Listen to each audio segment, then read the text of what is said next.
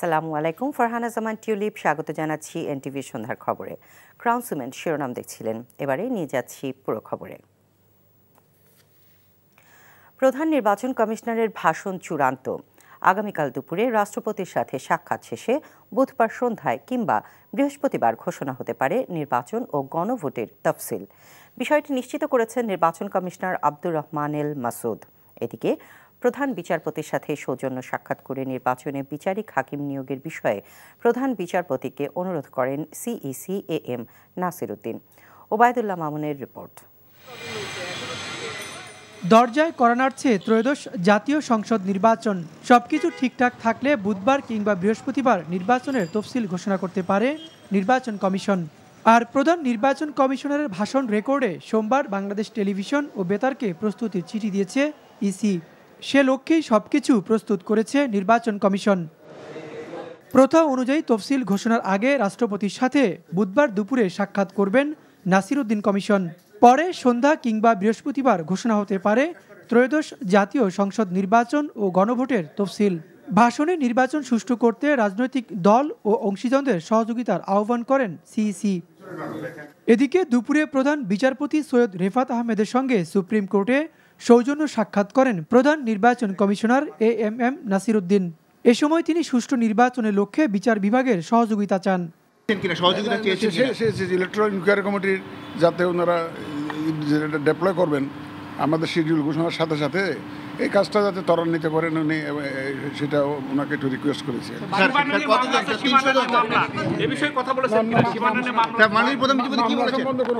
মাননীয় প্রধান বিচারপতি আপনাকে কি আশ্বস্ত করেছেন? না, উনি জাস্ট ইলেকট্রাল ইনকোয়ারি কমিটির যে লোকজন দেওয়ার কথা আছে, ডেপ্লয়মেন্ট আছে, ওই ব্যাপার বলতে ওনারা যথাযথ ব্যবস্থা নিচ্ছেন এবং নেবেন, কোনো অসুবিধা হবে না, এটা ইস্যু করেছেন। আর কোনো মামলা নিয়ে কোনো আলাপ করেন না। Obaidullah Mamun, NTV news, Dhaka. কথার ফুলঝুরি নয়, রাষ্ট্র পরিচালনায় প্রয়োজন পরিকল্পনা, আর বিএনপির কাছেই সেই পরিকল্পনা রয়েছে বলে জানালেন দলের ভারপ্রাপ্ত চেয়ারম্যান তারেক রহমান। তিনি বলেন, অন্যদের কথার ফুলঝুরি আছে কিন্তু তাদের পরিকল্পনা নেই। আর রাষ্ট্র পরিচালনার দায়িত্ব পেলে বিএনপি দুর্নীতির লাগাম টেনে ধরবে, নিয়ন্ত্রণে আনবে আইনশৃঙ্খলা পরিস্থিতি। হাসান মাহমুদের রিপোর্ট। দলের অঙ্গ ও সহযোগী সংগঠনের নেতাকর্মীদের অংশগ্রহণে রাজধানীর কৃষিবিদ ইনস্টিটিউশন মিলনায়তনে তৃতীয় দিন পার করেছে বিএনপির দেশ গড়ার পরিকল্পনা কর্মসূচি। লন্ডন থেকে যুক্ত হয়ে এদিন তারেক রহমান বলেন, মানুষ আর কথার ফুলঝুরি চায় না, চায় শিক্ষা, স্বাস্থ্য, কর্মসংস্থান সহ বিভিন্ন খাতের উন্নয়নে রাজনৈতিক দলগুলোর সামনের পরিকল্পনার কথা। বিএনপির কাছেই রয়েছে খাতভিত্তিক পরিকল্পনা। কথার ফুল জুড়ে দিয়ে রাষ্ট্র চলে না, কথার ফুল জুড়ে দিয়ে জনগণের পেটে খাবার আসে না। পরিকল্পনা লাগে কর্মসংস্থান করতে, জনগণের পেটে আহার দিতে, ভাত দিতে হলে পরিকল্পনা লাগে, প্ল্যানিং লাগে। যা একমাত্র আপনার আছে, যা একমাত্র এই দলের আছে, যা একমাত্র বিএনপির আছে, আর কারো নেই। অতীতে বিএনপি দুর্নীতি রোধ করতে পেরেছে উল্লেখ করে তারেক রহমান বলেন, জনতার রায়ে রাষ্ট্র পরিচালনার দায়িত্ব পেলে আবারও দুর্নীতির লাগাম টেনে ধরা হবে। যে কোনো মূল্যে দুর্নীতির লাগাম টেনে ধরতে হবে এবং দেশের আইন শৃঙ্খলাকে আমাদের ঠিক রাখতে হবে। তাহলেই আমরা আমাদের ফ্যামিলি কার্ড বলুন, কৃষি কার্ড বলুন, শিক্ষার ব্যাপারে আমরা যে পরিকল্পনা গ্রহণ করেছি, এইরকম সবগুলোকে আমরা সফল করতে পারবো। তারেক রহমান বলেন, বিভাজন ও বিভক্তি রেখে দেশ গড়ে তোলা সম্ভব নয়। ঐক্য বিনষ্ট হলে দেখা দেবে সংকট। যদি আমরা ঐক্যবদ্ধ করতে দেশকে না পারি, জনগণকে ঐক্যবদ্ধ করতে না পারি, জনগণকে সাথে রাখতে না পারি, এই দেশের অস্তিত্ব নিয়ে ভবিষ্যতে প্রশ্ন দেখা দিবে। কাজেই আপনাদেরকে এখন সজাগ হতে হবে। ঘরে বসে থাকার বিন্দু মাত্র সময় নেই। মাঠে চলে যেতে হবে, মাঠে ঝাঁপিয়ে পড়তে হবে, পথে প্রান্তরে ঝাঁপিয়ে পড়তে হবে। এর আগে বিএনপির সিনিয়র নেতারা বলেন, অন্য দলের সমালোচনা নয়, বরং নিজেদের কর্মসূচি নিয়ে জনগণের কাছে যেতে হবে। আমাদের নিজেদের পক্ষে এত বেশি কথা আছে যে সেটা বলারই তো সময় পাওয়া যায় না। আপনি অন্য সমালোচনা করবেন কখন? বিএনপির পরিকল্পনাকে মানুষের দোরগোড়ায় নিয়ে যাবার আহ্বান বক্তাদের। Hasan Mahmud, NTV news, Dhaka. দর্শক, এভারকেয়ার হাসপাতালের সামনে আছেন আমাদের স্টাফ করেসপন্ডেন্ট নাজিবুর রহমান, সরাসরি যোগ দিচ্ছেন তিনি। নাজিব, বিএনপি চেয়ারপারসন বেগম খালেদা জিয়ার স্বাস্থ্যের সবশেষ কি খবর আছে আপনার কাছে?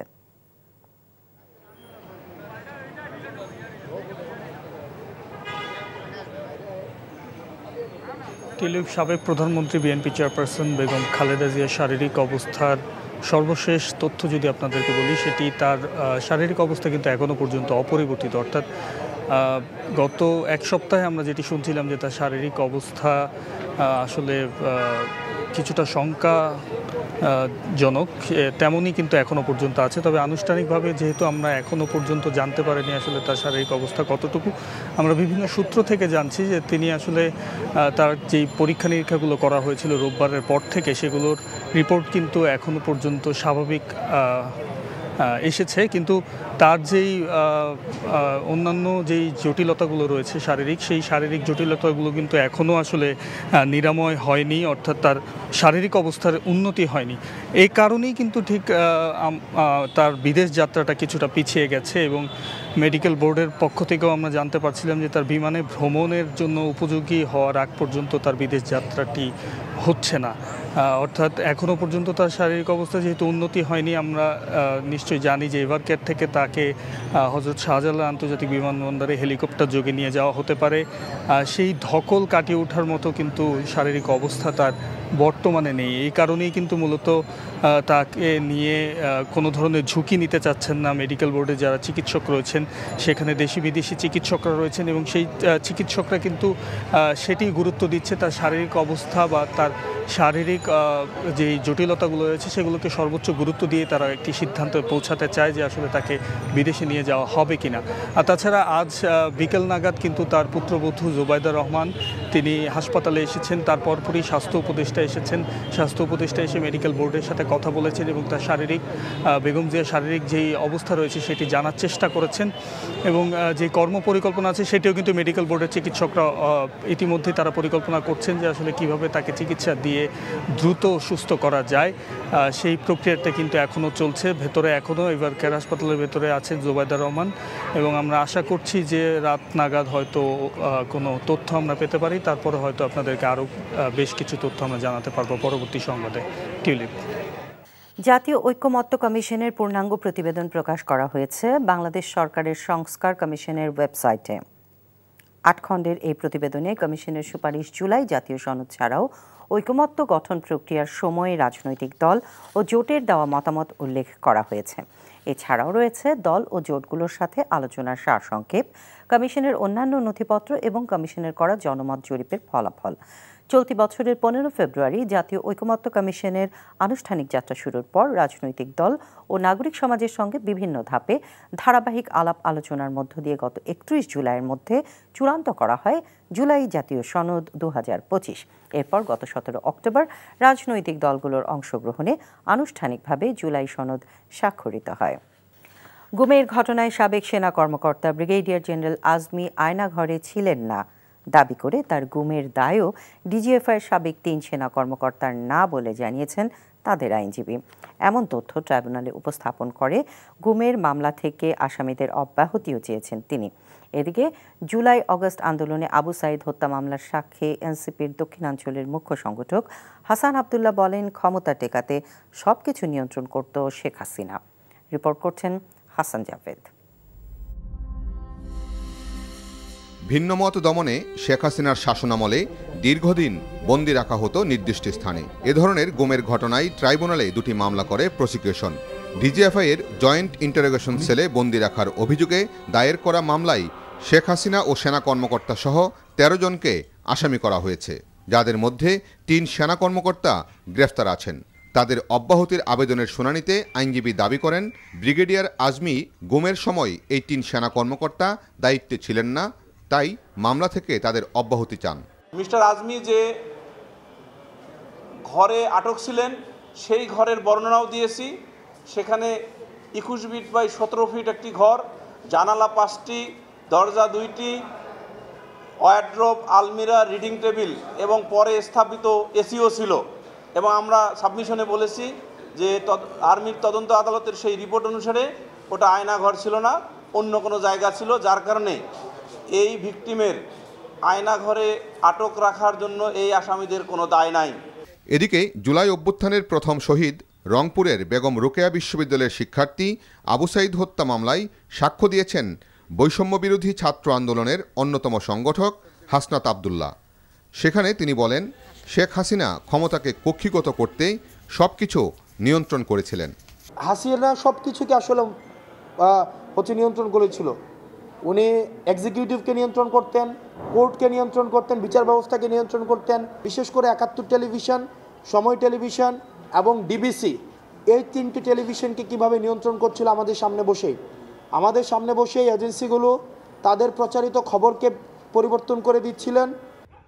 এছাড়া জুলাই আগস্ট আন্দোলনে আশুলিয়ায় ৬ জনকে হত্যা শেষে লাশ পুড়িয়ে দেয়া সহ ৭ জনকে হত্যা মামলায় তদন্ত কর্মকর্তা অসুস্থ থাকায় সাক্ষ্য গ্রহণের জন্য পরবর্তী দিন ধার্য করা হয়েছে ১৪ December. Hasan Jabed, NTV news, Dhaka. ৯০৮ megawatt ক্ষমতা সম্পন্ন সৌর বিদ্যুতের ১২টি প্রকল্প অনুমোদন করেছে বিদ্যুৎ, জ্বালানি ও খনিজ সম্পদ মন্ত্রণালয়। এর মাধ্যমে নবায়নযোগ্য জ্বালানি শক্তি ব্যবহার বৃদ্ধির পাশাপাশি প্রতি বছর ৪২০ কোটি টাকা সাশ্রয় হবে বলে জানিয়েছেন মন্ত্রণালয়ের উপদেষ্টা ফাজুল কবির খান। সচিবালয় ক্রয় কমিটির সভা শেষে তিনি বলেন, বিদ্যুৎ অফিসের ভেতরে কর্মকর্তাদের অসহযোগিতার জন্য এই খাতে দুর্নীতি বন্ধ করা যাচ্ছে না।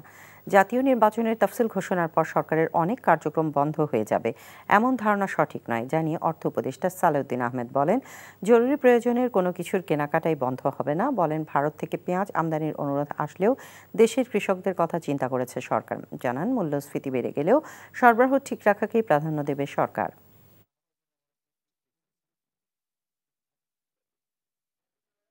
আমরা আস্তে আস্তে এই নবায়নযোগ্য শক্তির দিকে যাচ্ছি, কিন্তু এটার ক্ষেত্রে আমরা নানানভাবে বাধাগ্রস্ত হচ্ছি যে এক শ্রেণীর যে ব্যবসায়ী যারা, আপনারা জানেন সৌর বিদ্যুৎ নিয়ে ব্যাপক দুর্নীতি হয়েছিল।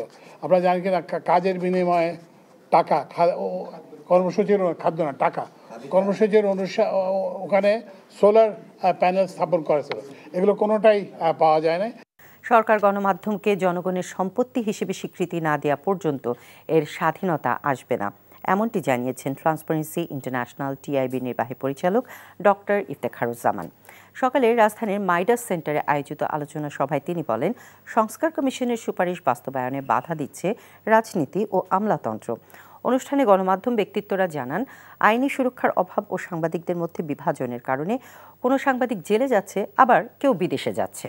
সেলিম মালিকের রিপোর্ট। কর্তৃত্ববাদ সরকার পতন পরবর্তী কি হাল বাংলাদেশের গণমাধ্যমের, এ নিয়ে বিস্তারিত জানতে টিআইবির এই আলোচনা। এ সময় জানানো হয়, শেখ হাসিনার সময়ে গণমাধ্যমে প্রাতিষ্ঠানিক ও আর্থিক দুর্বলতার কারণে বেতন ভাতা সহ যে জটিলতা সৃষ্টি হয়েছিল, অন্তর্বর্তী সরকারের সময়ে তা আরও প্রকট হয়েছে। এতে গণমাধ্যম ব্যক্তিত্বরা জানান, ২০০৯ থেকে ২০২৪ সাল পর্যন্ত যাকে তাকে লাইসেন্স দিয়ে এই খাতকে দূষিত করা হয়েছে। চিনি ইম্পোর্ট করার ট্রেড লাইসেন্স দেওয়া হচ্ছে, নাকি আরেকটা টেলিভিশন ট্রেড লাইসেন্স দেওয়া হচ্ছে, অলমোস্ট মাপকাঠিটা প্রায় কাছাকাছি ধরনের আর কি। আমাদের ঐক্যর বড় অভাব রয়েছে প্রকট, সে কারণে আমাদের কোনো সহকর্মী হয়তো জেলে যাচ্ছেন, কেউ হয়তো আবার বিদেশেও যাচ্ছেন। সরকার প্রকাশ্যে গণমাধ্যমের স্বাধীনতার কথা বললেও তাদের আচরণ ভিন্ন। যিনি চান যে গণমাধ্যম থাকুক, মুখে যিনি বলেন যে হ্যাঁ আমরা গণমাধ্যমের স্বাধীনতায় বিশ্বাস করি, কিন্তু কাজের ক্ষেত্রে তাদের চাওয়া হচ্ছে আমাদের সমালোচনা করা যাবে না। আমরা কি জোর গলায় সব অংশীজন বলতে পেরেছি যে স্বাধীন সাংবাদিকতা এবং মত প্রকাশের বিরুদ্ধে কোনো আইন কোনোদিন কেউ করা যাবে না। অনুষ্ঠানে টিআইবির নির্বাহী পরিচালক জানান, গণমাধ্যমের স্বাধীনতার শর্তে জনগণের সম্পদ হিসেবে স্বীকৃতি দেওয়া জরুরি। গণমাধ্যম প্রতিনিয়ত প্রতি মুহূর্তে যে প্রোডাক্ট তৈরি করছে, সেটা যে পাবলিক গুড, এই স্বীকৃতিটা যতদিন পর্যন্ত না হবে, বিশেষ করে রাষ্ট্র কাঠামোর দায়িত্বে যারা আছে, ততদিন মধ্যে আসলে বাস্তবে গণমাধ্যমের স্বাধীনতা আমাদের স্বপ্নের মধ্যেই থেকে যাবে। রাজনৈতিক ও আমলাতান্ত্রিকতা সংস্কার কমিশনের সুপারিশগুলো আলোর মুখ দেখতে বাধা দিচ্ছে বলেও জানান তিনি। সরকারি কর্মকর্তা, আমলাতন্ত্র হচ্ছে বাংলাদেশের সংস্কারের পথে সবচেয়ে বড় অন্তরায়। এবছর 4টি ক্যাটাগরিতে 8 জন গণমাধ্যম কর্মীকে দুর্নীতি বিরোধী অনুসন্ধানী সাংবাদিকতা পুরস্কার প্রদান করেছে TIB. Selim Malik, NTV news, Dhaka. BNP chairperson Begum Khaleda জিয়ার রোগ মুক্তির কামনায় দেশের বিভিন্ন স্থানে দোয়া মাহফিল অনুষ্ঠিত হয়েছে। চাঁদপুরে বেগম খালেদা জিয়ার সুস্থতা ও দীর্ঘায়ু কামনায় দোয়া মাহফিল অনুষ্ঠিত হয়েছে। মতলব দক্ষিণ উপজেলা ও পৌর বিএনপির যৌথ উদ্যোগে দোয়া মাহফিলে উপস্থিত ছিলেন 2 আসনের বিএনপি প্রার্থী doctor Mohammad Jalaluddin.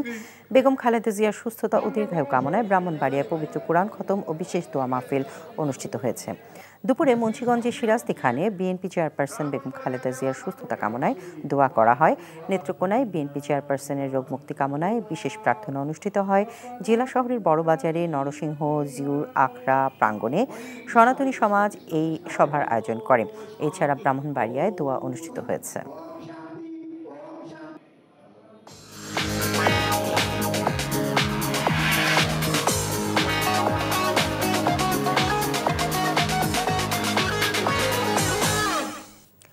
Mercantile bank অর্থনীতির খবর। বিগত অর্থ বছরে এনবিআরের মোট রাজস্ব আদায়ের 38% ভ্যাট হাতে এসেছে। চলতি অর্থ বছরের প্রথম 5 মাসে বিগত অর্থ বছরের একই সময়ের তুলনায় 22% বেশি ভ্যাট আদায় হয়েছে বলে জানিয়েছে জাতীয় রাজস্ব বোর্ড এনবিআর। সকালে রাজধানীর আগারগাঁওয়ে এনবিআর ভবনে ভ্যাট সপ্তাহ উপলক্ষে সংবাদ সম্মেলনে এসব তথ্য জানানো হয়। এ সময় এনবিআর চেয়ারম্যান বলেন, রাজস্ব ঘাটতি মেটাতে যারা কর ফাঁকি দিচ্ছে তাদের চিহ্নিত করে ট্যাক্স আদায়ের কাজ চলছে। ট্যাক্স ও ভ্যাট প্রক্রিয়া সহজীকরণে ডিজিটালাইজেশনের ওপর গুরুত্ব দেওয়া হচ্ছে বলেও উল্লেখ করেন তিনি। এই পর্যন্ত অনলাইনের মাধ্যমে 22 লাখ ই রিটার্ন জমা পড়েছে। এবছর 40 লাখ ই রিটার্ন দাখিল হবে বলেও আশা করা হয়। ভ্যাট দিবস উপলক্ষে নতুন করে 1 লক্ষ ভ্যাট নিবন্ধন করার লক্ষ্যমাত্রা নির্ধারণ করা হয়েছে বলেও জানান এনবিআর চেয়ারম্যান। নতুন করে কিভাবে এই ভ্যালুয়েটেড ট্যাক্সের আইন কানুন বিধিবিধান এগুলোকে সিম্পলিফাই করা যায় এবং পুরোটা আমরা যান্ত্রিকীকরণ করতে পারি, যাতে করে এখানে কোনো রকমের কোনো ডেভিয়েশন তৈরি না হয় এবং প্রত্যেকে যাতে সমানভাবে দিতে পারে। যারা রেভিনিউ ফাঁকি দিয়েছে নোয়িংলি, যাদের ট্যাক্স দেওয়ার কথা ট্যাক্স দেয় নাই, নানাভাবে এটা এড়িয়ে গেছে, তাদের কাছ থেকে আসলে রেভিনিউ আনার ব্যাপারে আমরা জোর চেষ্টা করছি। ইসলামী ব্যাংক আন্তর্জাতিক খবর। চলতি বছর বিশ্বে মোট নিহত সাংবাদিকের অর্ধেকেরও বেশি হত্যা করেছে ইসরায়েল। ফিলিস্তিনের গাজা উপত্যকায় ইসরায়েলি সেনাদের বর্বরোচিত হামলায় তারা নিহত হন। মঙ্গলবার এক প্রতিবেদনে এই তথ্য জানায় সাংবাদিকদের অধিকার নিয়ে কাজ করা সংস্থা রিপোর্টার্স উইদাউট বর্ডার্স RSF। প্রতিবেদন বলছে, গাজায় ইসরায়েলি গণহত্যায় 2025 সালে 29 জন ফিলিস্তিনি রিপোর্টার নিহত হয়েছেন। এ নিয়ে টানা 3 বছর ধরে সাংবাদিক হত্যাকারী শীর্ষ দেশ হিসেবে কুখ্যাতি পেল যুদ্ধবাজ ইসরায়েল। এবছর বিশ্বব্যাপী 67 জন সাংবাদিক হত্যাকাণ্ডের শিকার হয়েছেন, যা আগের বছরের তুলনায় 1 জন বেশি।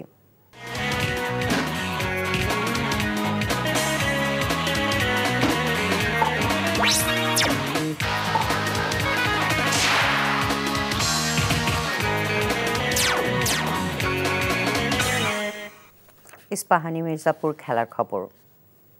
ক্রিকেট। পূর্বাচল স্টেডিয়ামে প্রায় 30 লাখ টাকা মূল্যের উইকেট তৈরির মাটির লোপাটের ঘটনায় 3 সদস্যের তদন্ত কমিটি গঠনের সিদ্ধান্ত নিয়েছে বিসিবি। মাঠ পরিদর্শনে গিয়ে একথা জানান গ্রাউন্ডস কমিটির চেয়ারম্যান খালেদ মাসুদ পাইলট। এছাড়াও আগামীতে এমন দুর্নীতি এড়াতে দরপত্র আহ্বান ও প্রতিষ্ঠান বেছে নেওয়ায় বিসিবি সাবধানী থাকবে বলে জানিয়েছেন তিনি। নিলয় মজুমদারের রিপোর্ট। বিতর্ক যেন কাটিয়ে উঠতে পারছে না বিসিবি। মাঠ সংকট কাটিয়ে উঠতে আগামী ঘরোয়া মৌসুমে পূর্বাচল স্টেডিয়ামকে ব্যবহার করার যে পরিকল্পনা করেছিল বিসিবি, সেটাও এখন প্রায় অসম্ভব। 10টি সেন্টার উইকেট তৈরির জন্য প্রায় 20,000 ঘনফুট মাটি কেনা হলেও পূর্বাচলে পাওয়া গেছে মাত্র 7,000 ঘনফুট মাটি। তবে এই 7,000 ঘনফুট মাটি যে এসেছে তা লিপিবদ্ধ করা হয়নি। নেই কোনো প্রকার মুভমেন্ট রেজিস্টার ও ডেলিভারি চালান। বাজারের মূল্য অনুযায়ী 1 ঘনফুট মাটির মূল্য 90 টাকা হলেও তা কেনা হয়েছে 185 টাকায়। সব মিলিয়ে হিসেব মিলছে না প্রায় 30 লাখ টাকার। মাঠ পরিদর্শনে এসে তদন্ত কমিটি গঠনের কথা জানিয়েছেন গ্রাউন্ডস কমিটির চেয়ারম্যান। 7,500 সেফটি মতো মাটি আছে, অলমোস্ট প্রায় 12,500 সেফটি মতো মাটি দেখছি না।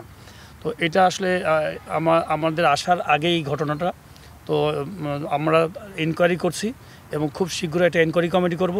বিকজ এই মাটিটা আমি এই জন্য ইউজ করতে যাচ্ছি না এই মুহূর্তে, বিকজ এখন ইউজ করলে বা কোনো মাঠে যদি ইউজ করি এই মাটিটা আর থাকবে না, তো ডকুমেন্টস থাকবে না, সেই জন্য মাটিটাকে ইউজ করতে যাচ্ছি না। মাটি সরবরাহের দায়িত্বে থাকা উইনস্টার রিসোর্সের ওয়েবসাইট ঘুরেও পাওয়া যায়নি প্রতিষ্ঠানটির কোনো পোর্টফোলিও। এমন প্রতিষ্ঠানকে কেন দায়িত্ব দেওয়া হলো তা নিয়ে প্রশ্ন ছিল গ্রাউন্ডস কমিটির চেয়ারম্যানের কাছে। কি হয়েছে আগে ইম্পর্টেন্ট না, একদম স্বচ্ছ প্রক্রিয়া, টেন্ডারের মাধ্যমে যাব, প্রাইস কোটেশন দেখব এবং কারা কারা কোয়ালিটি মানে কোম্পানি সেগুলো দেখব এবং আপনারা একদম ওপেন। আমার কাছে মনে হয় খুব শীঘ্রই আমি একটা মিডিয়া করব গ্রাউন্ডসের জন্য, যে আমরা ভবিষ্যতে এই 3 থেকে 6 মাসের মধ্যে আমরা কী কী কাজে পদক্ষেপ নিচ্ছি এটা নিয়ে আমরা সুন্দর একটা মত বিনিময় সবার মতো করব। যে মাটি সরবরাহকারী প্রতিষ্ঠানটির সঙ্গে যোগাযোগ করার চেষ্টা করা হলেও তাদের পাওয়া যায়নি। নীলা মজুমদার, এনটিভি নিউজ, ঢাকা। অব্যবস্থাপনা, আর্থিক অনিয়ম ও বিশৃঙ্খলার কারণে স্থগিত হয়ে গেছে Latin Bangla super cup football. তবে এ ব্যর্থতার দায় বাফুফের নয় বলে মন্তব্য করেছেন সহসভাপতি ফাহাদ করিম। আয়োজকরা শুধু মাঠ ও একটি দলই চেয়েছিল বাফুফের কাছে। তবে টুর্নামেন্টে অব্যবস্থাপনা ও বিশৃঙ্খলা করার কারণে কর্তৃপক্ষকে চিঠি দিয়েই দায় সেরেছে বাফুফে। মমিনুর রিপনের রিপোর্ট। অব্যবস্থাপনার শর্ত ভঙ্গের সঙ্গে সাংবাদিক লাঞ্ছনার দায়ে শেষ পর্যন্ত স্থগিত হয়ে গেল Latin Bangla super cup football. এতটাই বিশৃঙ্খলা হয়েছে যে টুর্নামেন্টের জন্য বরাদ্দকৃত মাঠের অনুমতি স্থগিত করেছে জাতীয় ক্রীড়া পরিষদ। দেশের ফুটবল যখন নতুন উচ্চতায় উঠছে তখন এই আয়োজনের মধ্য দিয়ে ভাবমূর্তি নষ্ট করেছে এএফবি বক্সিং প্রমোশন। এই সংস্থাটা পার্টিকুলারলি আমাদেরকে বলেছিল যে তারা আমাদের থেকে কোনো ফাইন্যান্সিয়াল কন্ট্রিবিউশন চান না, সব কিছু তারা তাদের খরচ করবে, আমাদের থেকে খালি দল চায়। আপনি যে বলেছিলেন অব্যবস্থাপনা, সেটা আমার নিজেরও চোখে পড়েছে। প্রথম দিন আমি দেখেছি গেট ইস্যু হয়েছে। গতকাল আমি দেখলাম ভেরি আনফর্চুনেট আমাদের একজন সম্মানিত জার্নালিস্টটাকে হাত তোলা হয়েছে। This are unacceptable. আমি প্রথমে বলেছি এটা অত্যন্ত দুঃখের বিষয় যে একটি প্রাইভেট সংস্থা হলেও তারা definitely they are not acting professionally. Brazilian বিশ্বকাপ জয়ী কাফু ও আর্জেন্টাইন তারকা ক্যানিজিওকে নিয়ে আসার মূলটা ঝুলালেও শেষ পর্যন্ত আর্থিক অভাবে তাদের আনতে পারছে না আয়োজক কমিটির ব্যবস্থাপনা পরিচালক আসাদুজ্জামান। সঙ্গে তাদের অপেশাদার আচরণে হতাশ বাফুফে। বিএফএর পক্ষ থেকে ফুটবল করতে এসে আপনি অব্যবস্থাপনা করবেন, ফুটবল করতে এসে সাংবাদিকদের সাথে খারাপ ব্যবহার করবেন, this will not be spared. So আমাদের তরফ থেকে আমাদের পক্ষে যা যা করার সেটা আমরা করব। ন্যাশনাল স্পোর্টস কাউন্সিল যে উদ্যোগটা নিয়েছে আমরা সাধুবাদ জানাই সেটাকে। অভিজ্ঞতা না থাকলেও এই সিরিজ আয়োজনের সায়দা এবং বয়সভিত্তিক দল গঠন নিয়ে সমালোচনার মুখে পড়েছে বাফুফে। Mominur Ripon, NTV news, Dhaka. এই ছিল সন্ধ্যার খবরে। এই খবরের ভিডিও সহ আপডেট জানতে ভিজিট করুন এনটিভি অনলাইন www.ntvbd.com। এছাড়াও এনটিভির জনপ্রিয় সব অনুষ্ঠান ও খবরের আপডেট জানতে ভিজিট করুন আমাদের ইউটিউব ও ভেরিফাইড ফেসবুক পেজে। রাত 10:30টায় রাতের খবর দেখার আমন্ত্রণ রইল। ধন্যবাদ সবাইকে।